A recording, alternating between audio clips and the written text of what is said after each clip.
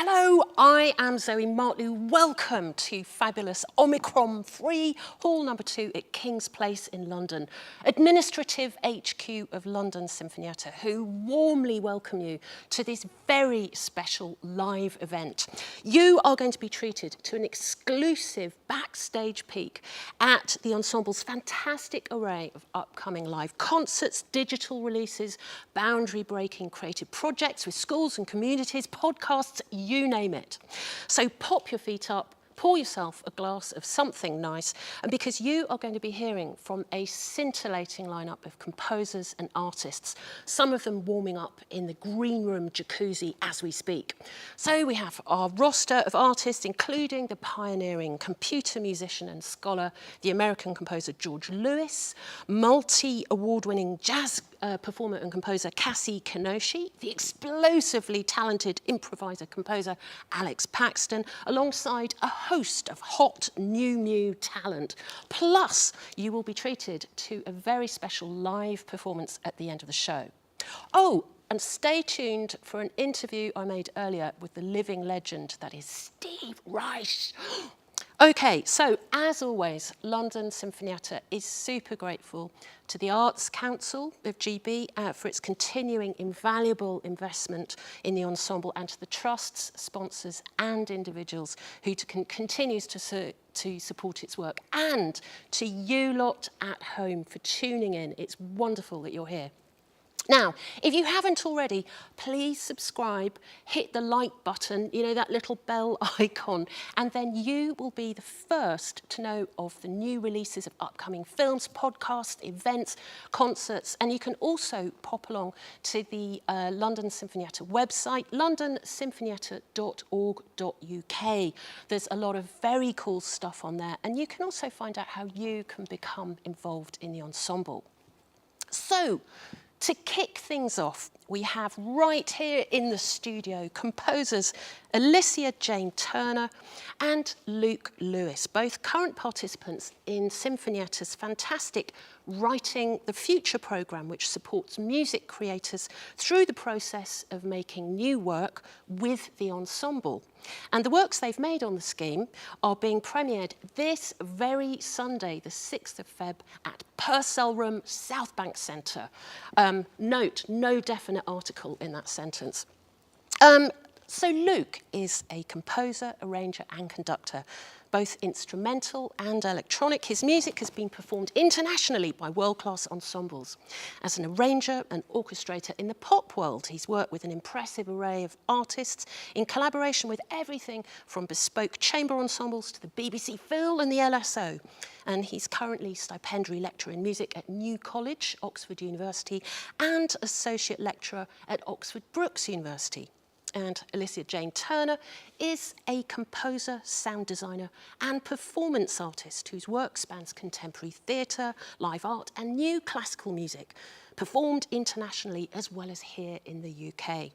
They create and collaborate on projects that are raw, provocative and political through a feminist queer lens, and often focusing on fiercely vulnerable issues. Their new work, Tell Me When You Get Home, for soprano and ensemble, is a theatrical and sensory piece for solo, soprano and ensemble that explores gendered experiences of walking alone at night. Alicia, this is a big subject to unpack right now, but can you give us an outline? What's this piece about? Sure. So yeah, like you said, it's about gendered experiences walking home alone at night. And on a broader scale, it's about patriarchal violence and sexual violence. So it's quite an intense piece, but it's something that I've wanted to write for many years, and particularly for voice, because I feel like it's something that's very hard to talk about. And I think a lot of the time it feels like you don't have a voice sometimes, or that's removed from you. And so, yeah, particularly wanted to write something for voice that feels like it can be cathartic, or it can be a release, hopefully for performers and the audience as well. And yeah, it's felt really important to be able to do that. And it's been interesting, obviously, because I wrote the libretto in 2020. And then in 2021, we had all of these horrible deaths in the news. And it felt like it became sort of more relevant in a way that felt quite difficult, that it suddenly became more relevant when it's something that's been going on for years. So yeah, my intention with it was to be able to give voice to something that is hard to talk about. And it is a challenging piece, it's a difficult piece, but yeah, I really hope that it gives catharsis to some people who are watching it. And I guess it's that, that really often used phrase, which is art to comfort the disturbed and disturb the comfortable. And so I really hope that, it sort of reaches people where they are if they've experienced something like that, and can raise awareness for people that maybe haven't experienced it or haven't thought about it a huge amount. So this is a real gift that you're giving people in terms of its healing value almost. Tell us a little bit about the theatrical element that's in this piece. Yeah, well, I've got a movement director, Imogen Knight, who's incredible, coming in. Got Lucy Bailey, who's working on direction as well. Lighting design is quite key to it, and that was something that felt important, especially because a lot of it is looking at darkness in the nighttime. And I think I'm really inspired by blackouts in a way, or the way that dark lighting is used in theatre, because there was a phrase by a really amazing academic called Lynn Kendrick, who wrote that there's a political imperative to theatre in the dark. And I was like, I think there's something really interesting in that. So lighting is important. I've moved some things around because of COVID. Initially, I sort of wanted it to be within the auditorium and for it to feel like that, but that feels quite difficult at the moment. So we've moved more stuff on stage. But lighting is really important to it, and the direction and movement. So it's bringing in a lot of my background in theatre. And is this the first time you've written a libretto? I hadn't realised that the texts are yours, right? Yes, which was wild, because mainly I just write music and not text, and I work with other people's texts. So it was, it was interesting, but I had a lot of support in that, and a lot of people reading it over and reassuring me that it's not awful, which is generally my fear, because I don't write text very often. But so that's been a really amazing experience, and I've only composed for voice in sort of like a contemporary classical form once, and so writing then a half an hour operatic piece was quite intense, but it's been a great experience writing the text and then using that as the basis for it. And of course you've got the fantastic Ella Taylor on the case. Yeah, they're incredible. We had first rehearsal today and they just go for it. The second half of it is very it's really about expressing sort of the rage and the anger in that as well, because I feel like that's such a productive thing, especially with something that's so intense. And it was great rehearsing it with them today. They really, really go for it. Fantastic. Luke, the last time I saw you, you had a Zoom box around you, and we were actually talking about the genesis of the piece that we're going to also be hearing the same concert this coming Sunday. How awful, I've got to just do this. The Echoes Return Slow. That's the title. Tell us more about this piece. So, well, where we sort of chatted before was a 2-violin piece where I'd taken some archive recording, a little song of this lost sort of man talking about Shrove Tuesday. And what I developed there was sort of a strategy for sort of listening to someone's voice and really drawing, not just sort of transcribing the basic crotches and quavers, the basic sort of formulaic stuff, but getting the real details and the sort of grain of the voice. Like I should just say for the listeners, sorry to interrupt, that these are transcriptions. Yeah. They're field recordings by Alan Lomax. Yeah. Right? So I've got Alan Lomax's recordings from Treorchy. Miners. Yeah, in 1953, which I'd known about for a while and wanted to do something with, but there quite hadn't been the opportunity. But the problem is, I mean, they tell these amazing stories, very sad things, very funny things, but there are no women at all, beside one who sort of shouts from the background. And I couldn't really go ahead with a piece that just ignored these people. And I've been very lucky to find a film called Women of the Rhondda, since we chatted actually, from 1973, arguably one of the first feminist films shot in the UK, and the London Women's Film Group, I think they're called, went to the Rhondda Valley, recorded 4 women in their homes who sort of sit in their lounges in their living rooms with all these family photos, but they say the most incredibly poignant and touching and just amazing things. I don't want to give too much away, almost. So all of these sort of recordings have come into the piece, the songs and the stories, and they're interwoven together. And what has ended up happening is that the sort of communication between these two archives that are separated by 20 years or so has sort of spoken to issues today. You know, the conversation between those two things just has shone a light on things that aren't talked about so much, with respect to those communities and working class lives and communities that are split down the middle by gender. You know, yeah, that's where I am. I've got some film and some images and stuff as well. And this is, as well as the work for the ensemble, this is very much an electronic component to it as well, doesn't it? Yeah. Actually, so does yours, Alicia. We didn't Yeah, talk we've about gone that. hard at the electronics, yeah. Yeah. Yeah, it's nice. So you're going to be on stage, Yeah. triggering samples and... Yeah. So the speech that I've transcribed to give the ensemble music, you're going to hear on stage as well. And it's funny, I haven't really written a note of the piece. Everything is a transcription. I'm just being a sort of mosaic maker. Wow. Yeah. So you really are a voice, you're creating a voice for these people, both of you, in Yeah. fact, in this concert. And just quickly, you said just before we came here tonight that you'd just been to the first rehearsal and suddenly you realised that this is moving music. And Alicia, you just said, you realise you write two kinds of music, sad and scary. Yeah. So... So we're obviously in for a very, very powerful evening on Sunday. Thank you both so much, Luke and Alicia. I'm really looking forward to seeing you both there and also chatting in more depth about these pieces that you've made. Thank you so much. Yeah, thanks. So you can hear London Sinfonietta perform Luke and Alicia's new works this coming Sunday at the Purcell Room at the South Bank Centre, and I did use the definite article there, and it starts at 7:45 p.m. Cassie Kinoshi is a London-based composer, arranger, curator and alto saxophonist with an impressive back catalogue of works for theatre, film, contemporary dance, jazz and classical performance. She was recently nominated for a Mercury Prize and is recipient of an Ivors Academy Award along with a brace of other prizes and nominations.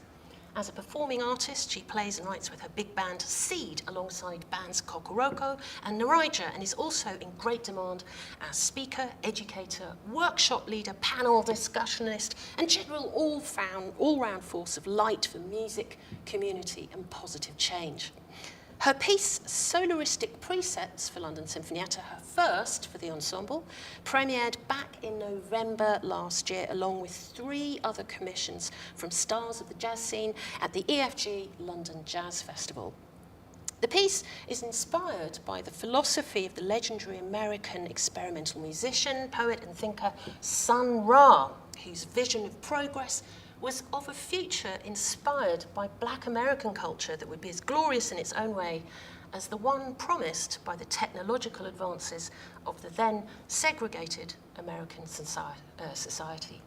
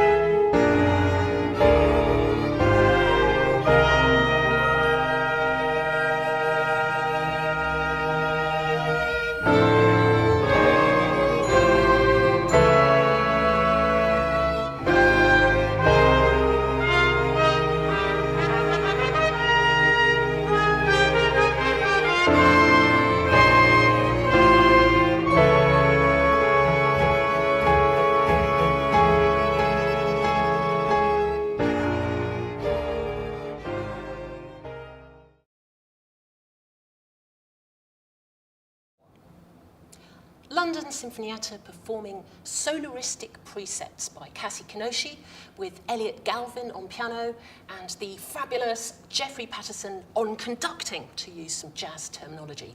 Hit subscribe if you haven't already, and then you'll be able to get notified of when that full film is released. So we now turn to a gem of a film made by multi-award-winning artist and researcher Alys-Scott Hawkins to a beautifully wrought piece for solo piano and electronics by distinguished composer, conductor and jazz pianist Benjamin Oliver, who's currently head of music at Southampton University. The film, called A-Listers, is part of London Sinfonietta's series of community commissions, and these are portrait pieces of members of the public, community groups and organisations. And this work features the unforgettable Alys-Scott, well known in Southampton for running a dance music record shop and drum and bass events in the 90s and noughties. The film brings together archive material, interview footage and animation to reinterpret or interpret Anil's very moving story. I asked Alice how she first came across Anil. Well, Ben and I both know Anil from the years that he spent running a hardware shop very near to where we both happen to live. Anil is one of those people it's impossible not to sort of know and say hello to. Hardware shops are quite hard to come by these days, and sadly his no longer exists, but yeah, you know, popping in for batteries or light bulbs or whatever it is that you need would inevitably lead to conversations with Anil. So and that's something that he you know, he talks about in the film. He's always wanting to talk to people and engage with people and share stories. So for you as an artist researcher, his stories about his role in the drum and bass and dance scene in the 90s and noughties must be gold dust. Yeah, absolutely. I'm really interested in hearing and sharing stories that don't usually get told or don't usually get recorded, and I'm also really interested in social history. You know, there's all this stuff that happens that doesn't get written down. It gets lived through and experienced, and it's meaningful to people, but it's not necessarily considered historic. It's not necessarily, you know, the documentation is there on YouTube, but yeah, for me there was something really important about giving Anil the opportunity to tell his story, to find a way to interpret that story and to share it, and for there to be some kind of record in a way of that era and that kind of community of people that he brought together. I love that the title of this piece is A-Listers, because there's a kind of beautiful, not irony in it, but there's something very poignant about the fact that he is the A-lister in this piece, you know. And actually all this notion of what is fame and what is success, I feel you've done this wonderful way of turning it all on its head.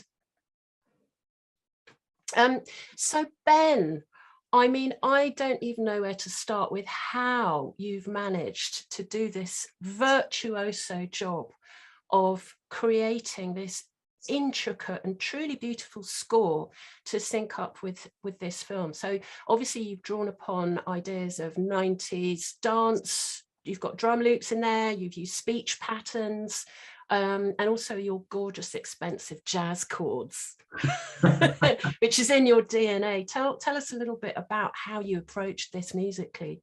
So actually it's slightly the reverse, in that Alice managed to make a beautiful film out of my music. So the process was that we interviewed Anil together back in July last year, in 2021, and then we both listened to the whole interview and cut out chunks that we were interested in exploring in terms of like the narrative, but also for me particularly, I guess there was this kind of thinking about what works sonically as well. So like trying to find little fragments, whether that is when Anil says A-listers, there's these little tiny fragments that that return and are used as samples within the piece. So I then gradually built up the music using a kind of maybe 15 to 20 different excerpts from Anil's interview and building the music around them effectively. So creating loops using his the MIDI kind of samples, but also improvising alongside him talking in longer sequences, and then mapping on pitch material to his actual voice, of doing kind of using software just to work out what pitches he was doing if I couldn't hear it, and mapping, and then moving things around and gradually kind of piecing together this score, which I was then able to give to Cleona, and Cleona Shanahan, who recorded the piece. But Cleona worked with a click track, so she was performing when she recorded the piece in September at Turner Sims in Southampton. She had Anil's voice and also the drum synth material that I created using this, which is a little mini synth designed for me for another project by Blake Troyes, whose chiptune artist name is Protodome. So the sounds in the piece are either piano played by Cleona, sounds from this, or Anil's voice from that interview. And then that version was mixed, so recorded by Adam from the Sinfonietta, and then mixed, and then I effectively gave that to Alice. And the 6-minute piece, A-listers, is the central part of the piece, but then there's an introduction and coda, for want of that's not the right word, Alice, I'm sorry, but like an end of the film that Alice is completely responsible for in terms of conceptualizing. So my contribution was this kind of middle 6 minutes. Well, I mean, what's amazing is that there's such a clear narrative architecture to this piece. I mean, Alice, this must have been quite some task to make this collage, if you like, of all these elements that you bring together. I mean, how did you make those decisions? Probably hours of material to look at. Yes, there was a lot of editing to do in terms of, as you say, piecing together a collage. But Ben's music track formed the backbone. So in a way, the narrative, you know, the structure, the beginning, middle, and end was all formed by Ben in the music, and by the way he'd incorporated the bits of interview. You know, the storytelling was all in there. But yes, my challenge was to work out how best to tell the story by bringing together the interview footage of Anil, the performance footage of Cleona, archive footage of the events, and material that exists that tells some of those stories from the past, and to do a kind of you suggested collage, a kind of stitching together as well. I think the role of the animation in a way in the film is about a kind of stitching together all of these different pieces of footage. I love how the animation, these shapes that represent, it looks like spotlights almost. By the way, do you like my background? It's a homage to your piece. But these shapes which then emerge from his fingers. And there's something incredibly moving at the point in your film where suddenly the screen goes dark just for a few seconds.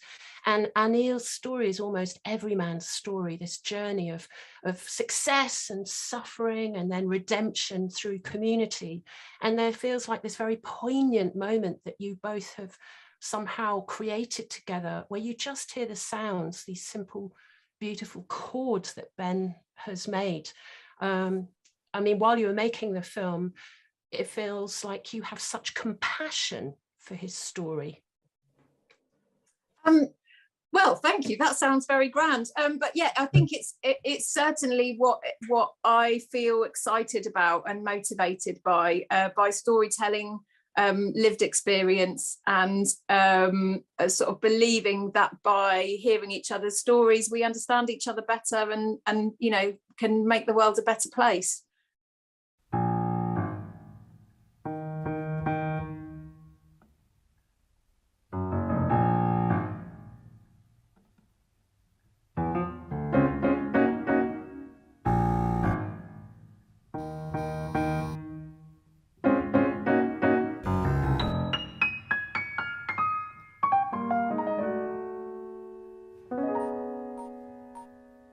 bollocks is this? Can you feel the rush?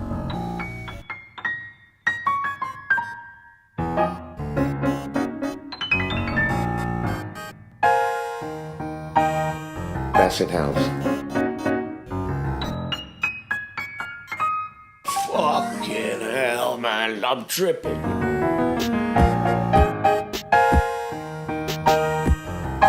Can you feel the rush? A-listed from them. Trip 2.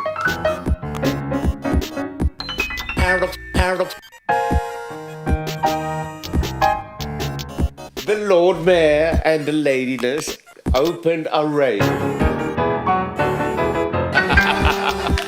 Bonkers.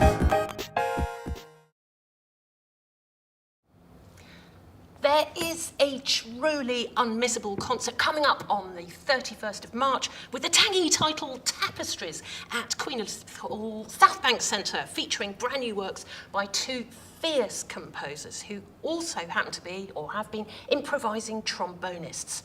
You'll shortly be hearing from one of them on film, the pioneering American composer and scholar George Lewis.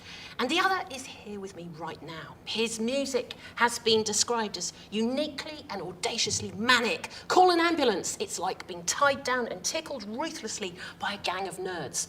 My favourite review of anything ever. He is artistic director, composer and trombonist of the ensemble Dream Musics, who have recorded for multiple labels, is a magnet for multiple sparkly awards, including an Ivor. He's performed as soloist with, and his music played and recorded by some of the most distinguished orchestras and ensembles out there today. Alex, tell us about your new piece, Candy Folk Space Drum. Yeah, with the drum on the end. Well, I really wanted to make a piece that is like the music in my head that I want to write. That is a bit like the music that I listen to, but all the notes are in a different place, maybe. And so I wanted to use the London Sinfonietta, the kind of 6 players, really soloistic. I love this kind of soloistic, super expressive notative writing that's like as exciting as improvising soloistic stuff, but notated because I get to decide what all the notes are. But wait, you're the soloist in this, aren't you? So you've got, what's the lineup? Oh, 6 yeah. players, jazz, drum kit, Children's choir. children's and choir, soloist. you. Yeah. Yeah. Yeah, I'm also a soloist. But I meant the writing is kind of soloistic for the Sinfonietta, but also I like to kind of use them in an orchestrating-y way as well. And then it was really great to be able to work with Martin France, who's playing drums, because it can have lots of influences of groove music, which is really exciting. And then my part is like an improvising soloist horn player kind of line. It's kind of protagonist, but also has that special set of energies that is really good at improvising. And then it has a children's choir, which is exciting because I spent hundreds, maybe even thousands of hours like doing education projects and playing this special instrument that is me sitting at a piano, which isn't very special, with tens of children or hundreds of children in front and teaching them songs. And it's this wonderful, constant, like heterophonic mess of gabbled voices. Everyone's an individual. Also, if it goes wrong, the children run away screaming. And if it goes right, it feels really good, and everyone's an individual. And I wanted to kind of write something that celebrated and used this special instrument. This is amazing. Yeah. So you're actually harnessing the sound of the education project and using that energy in this piece. Yes, harnessing the genre of an education project a little bit, or using the idioms of that instrument and then bringing it into a concert piece. So as well as the manic energy of those education rooms of school children, which I know so well, you've also drawn on some visual inspiration for this piece. Bruegel? Yeah, well, I used Bruegel a few times as a thing because I like these big pictures where everything's going on and there's lots of people there. And my album was called Music for Bosch People, like Hieronymus Bosch kind of thing. And I like these big scapes of of everyday life, everyday which life. is nice. So Grayson Perry, is his Walthamstow tapestry is also Yeah. behind this, right? Is that right? Yeah, I liked, this was a good starting point before I'd written the piece. I like a lot of the work of Grayson Perry, and I like that he's carrying on this old form of the tapestry, but in contemporary age. I like that. And I also, it's also influenced by lots of my kind of I call them improvised paintings. I was going to ask you about that. I mean, looking at some of the images, so tell us a bit about those. Well, I started doing it for my own, just felt a need, or my own therapy or something. But I've learned so much about it, because I don't have any control over my hand, really. I can barely write my name legibly. So it's like there's a lot of indeterminacy going on, which is the new music word. But I have to say yes to everything. And then somehow, with the pictures, I still try to create something that I like to look at. Did you create your shoes, by the way? Oh, yeah. Yeah, I did. I'm trying to kind of propagate this DIY aesthetic to other bits of my life, so I just glued lots of stickers on, because there's lots of stickers in my picture. They're like found objects. I've seen Yeah. it. And also even bits from the kitchen and googly eyes. And... Oh, loads of googly eyes and spices and glue. So I've seen that you've written 6 operas, which is ridiculous. I don't know how you've done that, but would you say that the theatrical and storytelling is just really central somehow to what you do on this piece? Yeah, really interesting. But at the same time, it's also about sound and sonic. I'm entirely focused on wanting to make something that is sonically euphoric and stimulating. But these are really interesting things, theatricality and storytelling, especially in the history of kind of jazz and improvised music.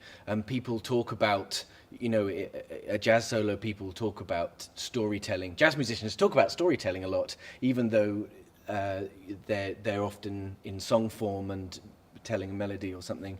Anyway, these things have really interesting things. So the operatic drama is in fact coming from the sound itself. Yeah, I think so. Yeah, definitely. Well, Alex, I cannot wait to hear this piece. It's obviously going to blow the roof off. Thank you so much for coming in today. Thanks for having me. And good luck with the show. Thanks. I'm getting to the next bit of the paragraph. Here we go. And now we are going to hear from an extraordinary, pioneering musical thinker, scholar, electronic and computer musician, improviser, the American composer George Lewis, who, as you've just heard, is going to be sharing the concert with Alex. Bristling with awards and accolades of the highest order, George has performed and recorded with some of the great jazz and experimental artists of our time. His own music documented in over 150 recordings and performed all over the world. He's currently the Edwin H. Case Professor of American Music at Columbia University in New York, from where he told me a little bit about his new piece for ensemble, The Deformation of Mastery. George, thank you so much for joining us. It's such an honour to have you here. And Deformation of Mastery, that's one hell of a title to unpack. Let's start with the forces involved and what's behind the piece. And I suspect your Zoom background might have something to do with it. Well, it does, because Houston A. Baker, the African-American literary theorist, developed the term. He invented the term deformation of mastery, and it's part of a binary. It's not an opposition, but it comes bundled with his other concept of mastery of form. Initially, he wanted that to refer to 2 different African-American expressive strategies that were active in the Harlem Renaissance, and the background is his famous book, Modernism in the Harlem Renaissance. So mastery of form.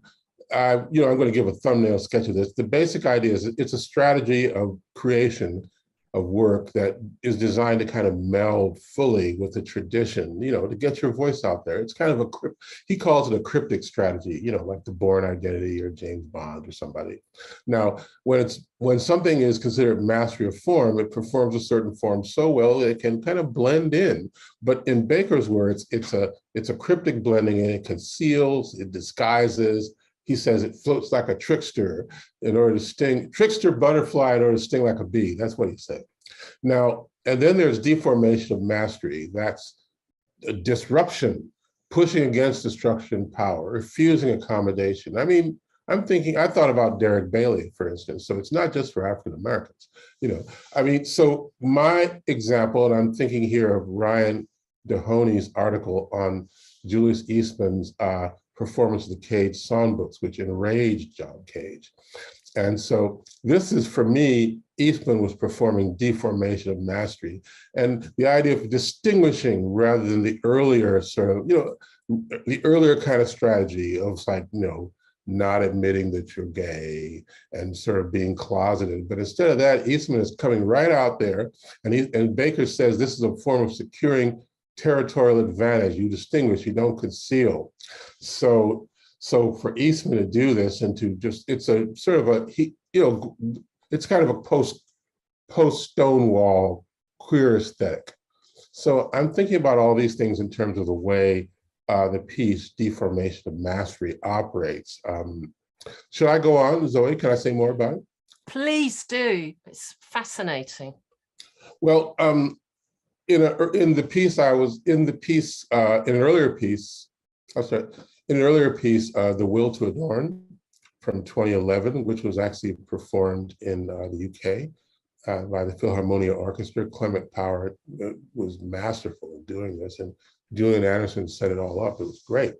The strategy there was what I was calling adornment, which is something that Zora Neale Hurston talks about, the idea that, you know, this is a characteristic of Negro expression, she called it. And it means, she calls it decorating a decoration.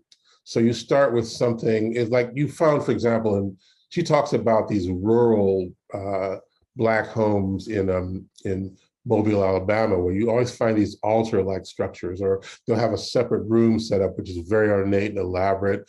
And a lot of the decorations are incommensurate with each other. She talks about a poster of the Treaty of Versailles being signed with a Waterman fountain pen or something like that. So it ends up, you've got all this heightened incommensurability, non-linearity, things piled on top of things. And so if you keep doing that, if you keep adding successive layers of adornment, you get this extreme sense of, you know, things start to shake and shimmer and become very unstable. And at that point, that's when I started to think, well, I can use this as a compositional principle rather than sort of imitating what Zora Neale Hurston might have heard musically. You sort of say, well, we're going to do adornment. So you start out with something simple like, and then it becomes, and then pretty soon, you know, and then you've adorned it pretty well. So, and that describes deformation of mastery's strategy for the piece. I look at, which I'm still kind of finishing. I mean, there's layers and layers of strands of musical color is just what you do anyway, right? This sort of visceral, almost terrifying force that you have in so much of your music that characterizes you also as an improvising musician. How are you doing it in this piece in terms of the forces involved? And are you using software? Is there interactive software as well? Oh, no, this is all acoustic piece. In fact, most of my pieces have been acoustic. I mean, I guess the big exception that maybe people in the UK know about is Minds in Flux, that was played at proms with the 8 channels of sound, and Elon Volkov conducting this BBC Scottish Symphony. And that was but that was also an example of deformation of mastery. But I think this piece for the Sinfonietta is going to go a lot farther with that. I'm trying to heighten the deformations. I'm trying to make them, I'm going further and adding more layers of that. I mean, it's all going to be kind of thick. Like normally my pieces are pretty thick. The players, I have to really have a hard time trying to find places for them to turn pages, which is not so bad now because everyone has these iPads. But still, the idea here is that it's not, I would say it's not so much drawn on improvised music, although I have a really long paper trail of that. But I think it would be a mistake to suggest a kind of homology between, I look at those as being pretty separate media. I treat them indifferently. I look at, when I write music for a group like the Sinfonietta, I'm looking at it more as a dialectic with notation. I'm not looking at it as an opportunity to shove ideas from improvised music in, because those would, any strategy you think you're just shoving in, and you end up stereotyping your own work. It's a kind of self-stereotyping. Nonetheless, would you accept the idea that there is a certain visceral connection with the sound itself, which is so much part of what you do, that the theoretical process of composition does meet something with a freedom that perhaps wouldn't be so accessible to those that don't play? No, I don't. I wouldn't go along with that. No. Well, But, people who don't play, I mean, I don't play. I haven't played in years. I mean, like, the thing is, I did play, and so I knew what that's like. And since most musicians have played something, over the years, and some of them have been quite good improvisers, but I wouldn't look at it as something where I have to sort of, where I have in the back of my head, well, now I'm playing this, or I'm on stage with Evan Parker, and although I have written stuff into certain pieces that are meant to evoke Evan. So I go that far with it for sure. It's a part of my history. And Evan's work, for example, has had such a profound effect on my consciousness that I keep finding ways to sort of integrate. You'll hear it, you might even hear it in this piece. So in terms of all these different strata of political meaning and elements that you've described, it's incredibly complex. And how do you go about negotiating the architecture of such a thing? And how do we as listeners know about these underlying forces? Or perhaps we don't, perhaps that doesn't matter. It's funny. Listening is an improvisation. Now we're talking about something that really everyone can get to, not just people who've done improvised music. I mean, listening itself is an improvisation, because first, you don't know what's going to happen. We're all swimming around in the sea of indeterminacy. And this is a general principle of, I think, human existence, or not even only humans. I mean, animals, machines even can do this. The second thing is, you're there in the indeterminate space, but you try to find points of agency where you can understand and affect what's going on. And you're not just mute in the form of indeterminacy. Then you've got analysis of the conditions that you're in, and you've got judgments about what you're doing. And then finally, you've got choice, which is kind of that ineffable moment. We don't know why we choose things. We can't prove, for example, oh, I did this because, or I'm going to do this because. That's not a provable proposition. Kind of like collapse of the wave function or superposition or things of that sort from quantum physics. So that's how I look at it. So the listeners are finding out what's in it for them. I'm not expecting them to decode it to find out what's in it for me. And in fact, I'm decoding it to find out what's in it for me. I remember some quote I read about from Stockhausen years ago. It said, you write it and then you find out what you meant. So that's a very different attitude from, well, I know what it is. That's mastery of form. I know what it is and I'm doing it. Deformation of mastery is where you say, well, you refuse your own sort of attempt to be the master of the materials, and you let the materials teach you things. You let the materials deform you. So I'm expecting to be able to sort of deform the listeners too, as well as, through empathy with what they're hearing. We're all looking forward so much to hearing this new piece of music. It has been wonderful to talk to you about it. I'm sorry we didn't have more time, but thank you so much. Thank you, Zoe. It's fantastic talking with you about this. Every sentence containing food for lifetimes of Harvard PhDs. George Lewis, a great humanitarian, as you can tell from that talk, as well as formidable scholar. To hear him talking about the experiences of Black composers and performers, check out the Sinfonietta digital channel and go to the Yet Unheard podcast. Oh, and a reminder, kill for ticks to hear his and Alex Paxton's new pieces on the 31st of March at South Bank Centre. That show is going to be quite a ride. So, described as one of a handful of living composers who can legitimately claim to have altered the direction of musical history, the music of our next featured composer is still as loved and endlessly imitated the world over, with as much, if not more, verve as when it first exploded on the scene in the 60s. Steve Reich, who needs no further introduction, kindly agreed to chat about his piece Violin Phase, which Jonathan Morton, principal violinist of Sinfonietta, has given an incredible performance of in a new film recording, which I suspect may well become a classic. Written in 1967, Violin Phase is one of a handful of iconic pieces written around the same time, in which Reich was experimenting with tape loops to create his now famous technique of phasing, in which an original melodic sequence is set against itself in multiple temporal layers that create endlessly varying new musical patterns. Steve, thank you so much for coming along today. We really appreciate it.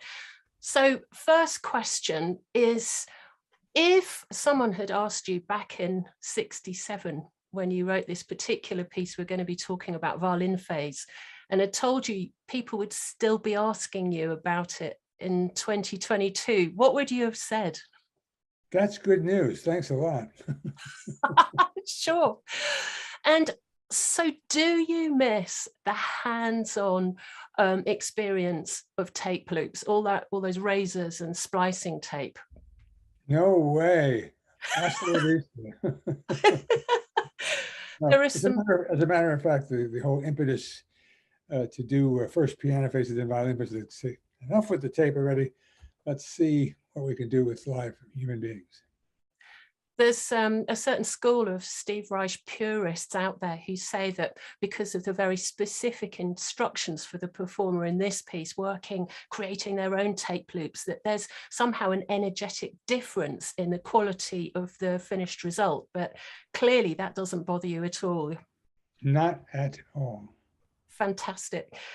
So with Violin Phase, there's the option, obviously, of having these pre-recordings, but also of having live performance, which is a very different thing. And this whole phasing technique becomes something completely different without the pre-records. What was your experience of that, moving from the recordings into live phasing?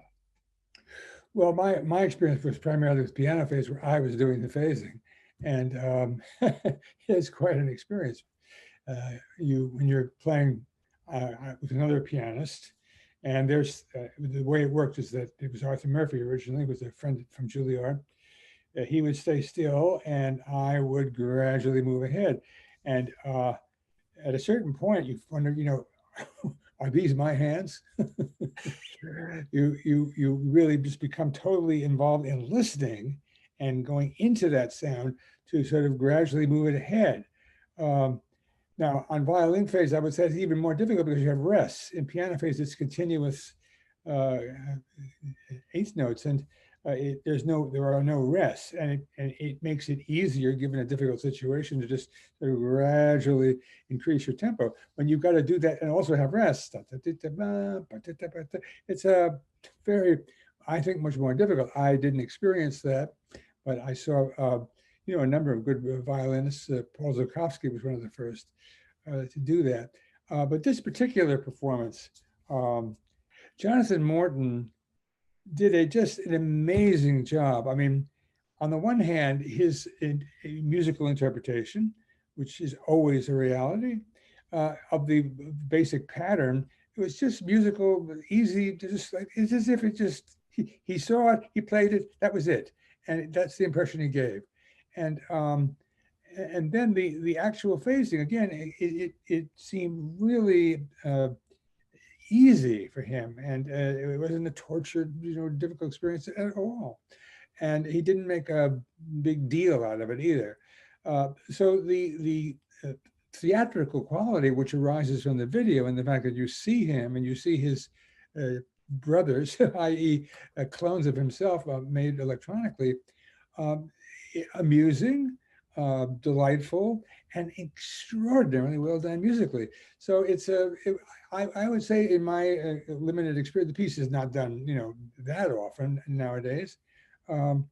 It is the most satisfactory version that I've ever heard and seen. And the seeing of it is very, very important because it's a little, extreme as the early pieces were in that, just so many notes and it stays that way. And to see him doing it in multiples of himself, along with the grace with which he performs it, was really a pleasure. And if it isn't a pleasure, why bother? Well, I know he's going to be absolutely thrilled that you think that. And he had a very close relationship with the sound engineer with this one to really make sure it was as precise as possible. So, yeah, they found a way to negotiate phasing. Yeah, the whole finished product is just first rate. And as I said in written form, but I'm happy to say in speech, it's just a superbly well done job, which is just delightfully offhanded and casual, which makes it even better. Fantastic. If we could just look at that phrase itself on which violin phase is based, which you just sang, da ba ba ba ba ba ba ba ba ba. As you know so well, what's so interesting about this as a rhythmic structure is that the more you repeat it, even just by itself before you do any phasing, it's hard to tell where the downbeat is. And there's the point, right? Yeah, if you're going to, early on when I was, my works were coming out in public, the criticism of some critics was, well, same thing over and over again. It was incumbent on me as a composer to, if there was going to be this amount of repetition, that the pattern itself would suggest, because of the way it was composed, that it was unclear what the downbeat was. If you've got pa pa or anything like that, it is going to be boring and repetitious, and everything anybody would say about it would be true. But if you get ambiguity built into the actual music itself that invites the listener's ear to wander within the rhythmic thing, then hopefully it becomes vastly more interesting. And I would say that Jonathan here does a fantastic job of heightening that again in a very offhanded, delightful way. So the phenomenon with your music is that with this phasing technique, and indeed with so much of your music, what happens is that there are infinite possibilities that emerge with each performance as patterns will line up or pull away, and the tension between those two. And there will be no two people who detect the same patterns. So there's a very powerful psychoacoustic element to this music. Yes, very well put. Thank you. Again, I would like to stress that the last phase piece was drumming in 1971. So we're a little over 50 years since the last phase piece. But what is phasing in terms of traditional music? It's a variation of canonic technique where the rhythmic distance between the two subjects, the subject and its copy, is variable. So that it starts out in unison, then gradually pulls to 1/8 or 1/16, what have you, apart, then two, and so on and so forth. That is the innovation. But at bedrock, it is still canonic technique. And if you have a canon where the two voices are very close together, a 16th or an 1/8 apart, which in a sense is also a continuing development of stretto, where the two subjects get closer and closer to heighten the tension. You also get what you pointed out, and which I was aware of, and which I think everybody who listens is the ambiguity as to what I'm listening to. Am I going to hear the lower notes coming out by themselves? Am I going to hear the upper notes? Am I going to hear the middle register? Or all different combinations, which are built in, those ambiguities are built into the music itself. It invites that multifaceted listening, without which the piece would indeed be crushingly boring. Absolutely. It's so interesting to hear you use these terms, canon, stretto, polyphony. And I've heard you say before that in a way, this technique is like a modern footnote to traditional counterpoint, going back to Bach and before. Yes, absolutely. There is nothing new under the sun, but there are a great deal of things that you can do with all these things. Again, the thing, this whole process was discovered with tape loops, but the result is still imitative counterpoint. Again, in a new dress. I often say this to come up in discussion. When you're a music student and you go to school and you learn about canon, well, someone could say to you who doesn't know, well, what does the canon sound like? And the answer is, who knows? Is it Summa Rizzukum from the 13th century, or is it Anton Webern in the First Symphony, in his symphony? I mean, the technique contains no information about how it will sound.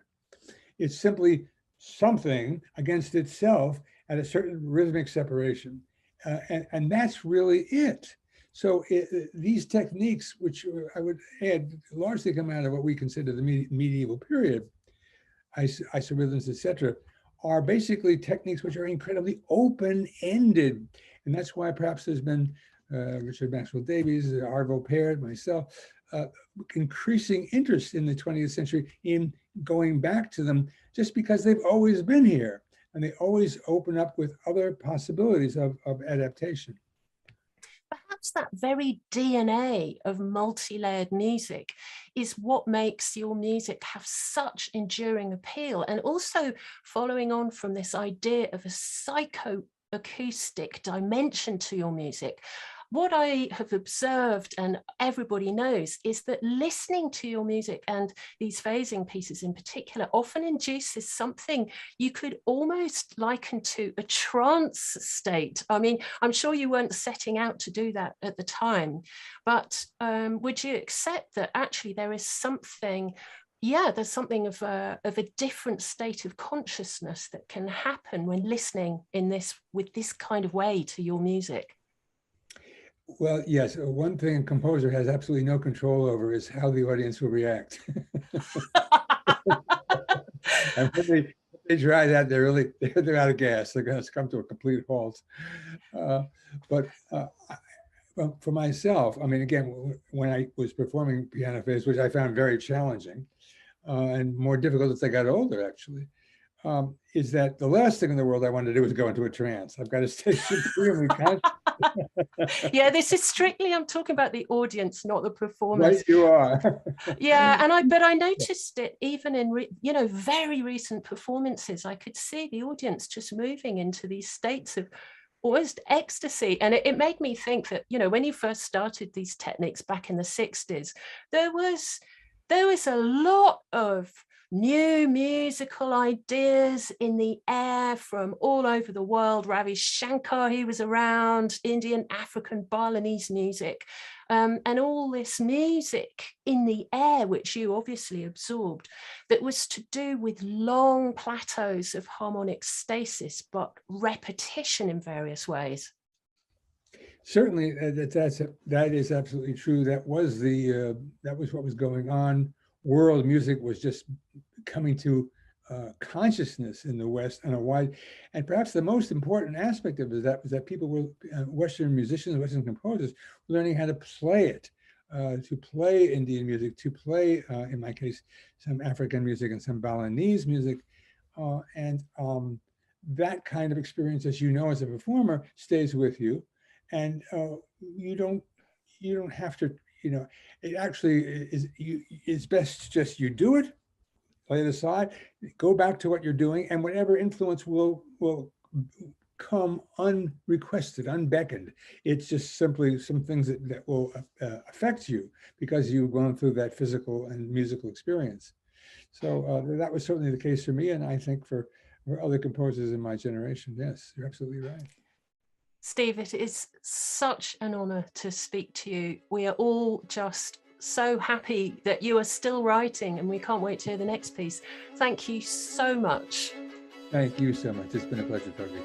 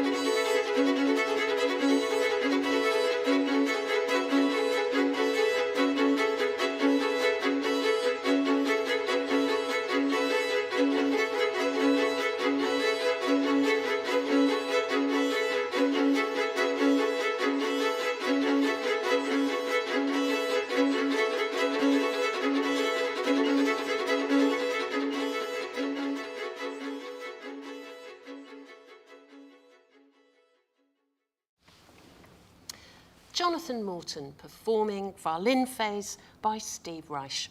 Recorded and mixed by sound engineer Dan Halford, video produced by genius head of all things digital at London Sinfonietta, Adam Flynn, who, by the way, is the force behind this show and many of the films that you're seeing. To hear the rest of the film and also the rest of my chat with Steve, keep an eye on the Sinfonietta digital channel for updates. And of course, as a subscriber of the Sinfonietta YouTube channel, you will be the first to hear of all the new releases. So now, at last, for some live music. Described as funny and surreal and delicately poetic and full of bewitching sounds, fresh and precisely imagined. The work of London-born composer Tom Coult has been performed and recorded by leading orchestras and ensembles, resulting in a series of acclaimed large-scale pieces. He's currently composer in association with the BBC Philharmonic Orchestra, composer in residence at this year's Musikdorf Ernen Festival in Switzerland, and also the Albury Festival, where his first opera, Violet, finally will receive its pandemic-rescheduled world premiere this summer. Star violinist Darragh Morgan is also right here in the hall to play Tom's beautiful and virtuosic Etude No. 5 and 6, written to mark the role of Paul Zisman as chair of London Sinfonietta, who stepped down in 2021 after 9 years in the role. Tom and Darragh, thank you so much for coming in. Darragh, I'm going to turn to you first because you have some tricky notes to play. This is, I said virtuoso for good reason, right? Well, yes, it is, yeah. I mean, the first, or the fifth, I should call it, very Etude, has got lots of scales, lots of passage work, but it's also scordatura, which is an added bonus.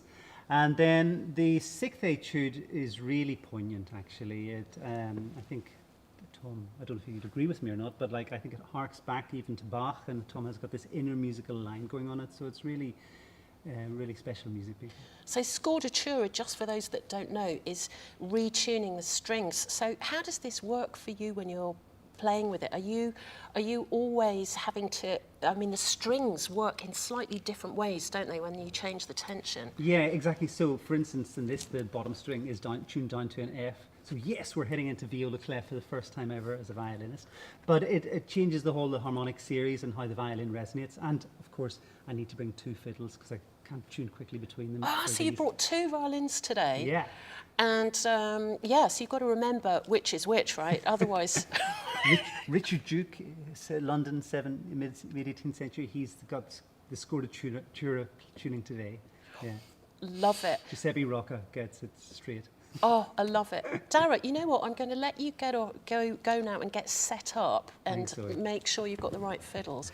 Why? I just talked to Tom about this. I mean, Tom, first of all, it's so nice to see you without a Zoom box around your head because we were actually talking about the third and fourth Etude from this series back in whenever it was, lockdown.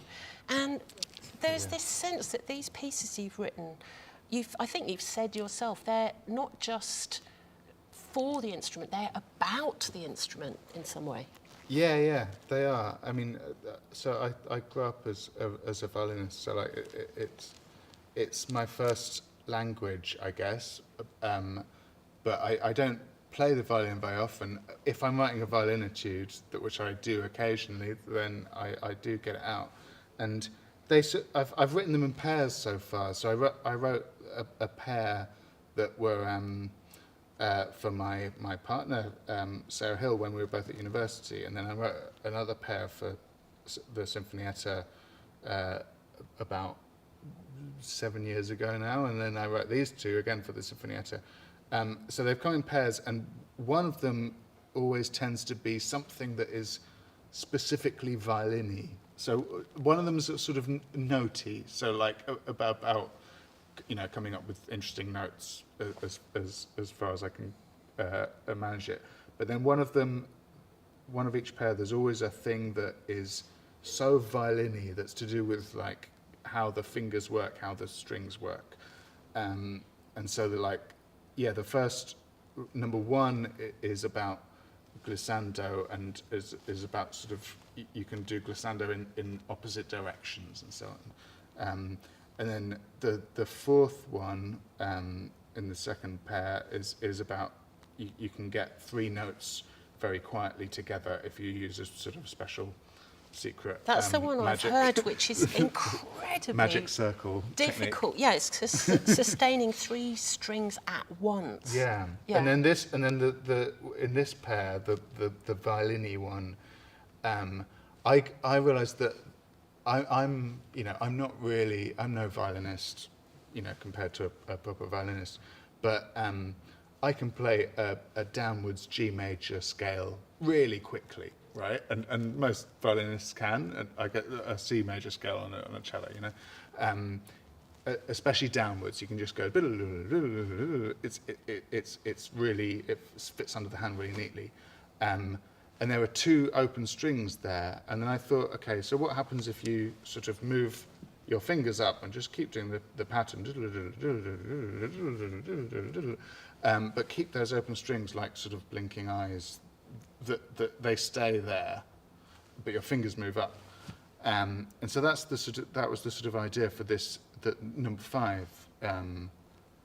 So that's a very violin-y one, and then the 6th one is, as Darragh said, has a sort of Baroque leaning. It's sort of it's a sort of Baroque lament. Everything slightly descends in sort of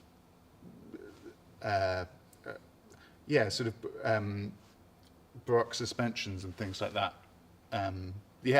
So it's harking back to another time, but through I your guess own so. lens. And then the other thing with the tuning that Darragh mentions, that he starts off with a different tuning.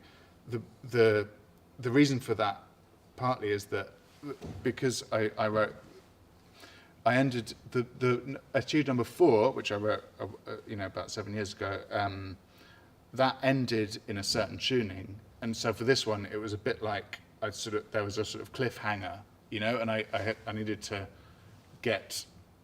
to start off in that tuning where the old one ended up, but then get to a normal tuning. So I sort of had to start it in that old tuning and then get back to a normal one. I mean, I don't know how many violins someone will need when I've written 20 of these. Well, let's hear 2 of those violins right now, and let's hear it. So this is Etude Etude 5 and 6 by Tom Coult, and here's Darragh Morgan to play it.